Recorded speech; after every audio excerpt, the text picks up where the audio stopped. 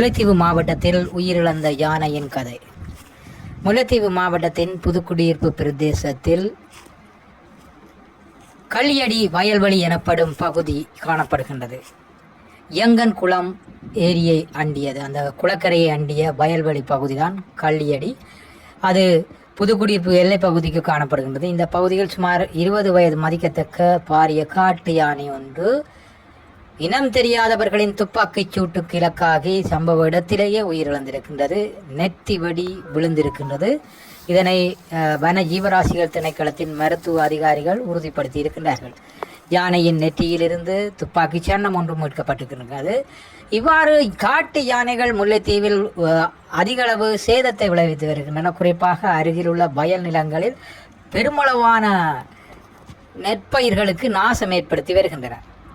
குறிப்பாக கச்சான் போட முடியாது, ஏனைய மீட்டியில் பயிற்சியான பயறு, உளுந்து மற்றும் தர்பூசணி, தென்னை செய்கை பண்ண முடியாத நிலையில் முல்லைத்தீவில் விவசாயிகள் தவித்து வருகின்றார்கள். ஆனால் யானைகள், காட்டில் இருக்கும் யானைகள் தற்போது விவசாயிகளின் நிலப்பரப்புக்குள் வந்து துவம்சம் செய்து விவசாய பொருட்களை துவம்சம் செய்து விவசாயிகளுக்கு பாரிய அழிவினை ஏற்படுத்தி வருவதை காணக்கூடியதாக இருக்கின்றது.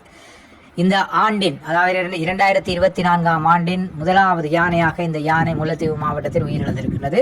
இதுவரையில் பல யானைகள் உயிரிழந்திருக்கின்றன. இவ்வாறு உயிரிழந்த யானையின் உடற்கூற்று பரிசோதனை மேற்கொள்ளப்பட்டிருக்கின்றது. யானைக்கு துப்பாக்கி சன்னம் பாய்ந்திருப்பதை உறுதிப்படுத்தப்பட்டிருக்கின்றது. இவ்வாறு யானைகளும் தேவை, மனிதர்களும் தேவை, விவசாயிகளும் தேவை என்பதை இந்த அரசாங்கம் புரிந்து கொள்ள வேண்டும். யானைகளை வன ஜீவராசிகள் திணைக்களத்தினர் காட்டுக்குள் பாதுகாக்க வேண்டும். அவர்கள் விவசாயிகளின் நிலங்களுக்குள் வந்து நாசம் செய்யாதவாறு வேலிகளை ஏற்படுத்தி யானைகளை காட்டுக்குள்ளேயே வைத்து பராமரிக்க வேண்டும். அதை வன ஜீவராசிகள் திணைக்களம் தான் மேற்கொள்ள வேண்டும்.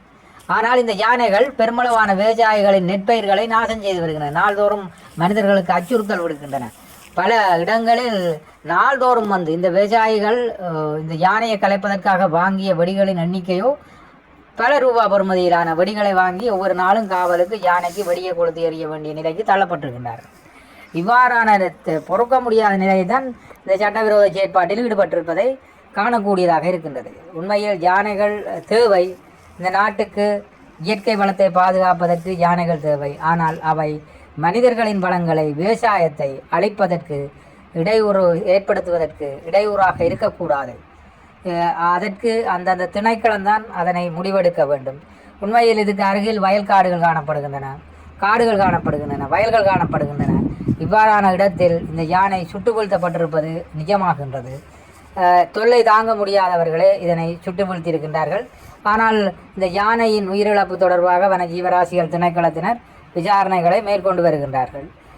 உண்மையில் யானையால் மனித மோதல், யானை மனித மோதல் என்பது முல்லைத்தீவு மாவட்டத்தின் பெரும் தாக்கத்தை உண்டு பண்ணி கொண்டிருக்கின்றது. இது ஒரு வகையில் தெரியாமல் இருந்தாலும் காட்டு விலங்குகளான யானை, குரங்கு, பன்றி போன்றவற்றால் எவ்வளவோ விவசாய பொருட்கள் முல்லைத்தீவு மாவட்டத்தில் விவசாய உற்பத்திகள் அழிவடைந்து கொண்டு செல்வதையே விவசாயிகள் சுட்டி காட்டியிருக்கின்றார்கள். யானையை கட்டுப்படுத்த சொல்லி பல தடவை கோரிக்கை விடுத்திருக்கின்றார்கள். யானை திணைக்களங்களுக்கு, அதன் வனஜீவராசியல் திணைக்களங்களிடம் கோரிக்கை விடுத்திருக்கின்றார்கள். யானை வேலி கேட்டிருக்கின்றார்கள். ஆனால் யானை வேலியோ ஒன்றுமே கொடுக்காத மாவட்டம்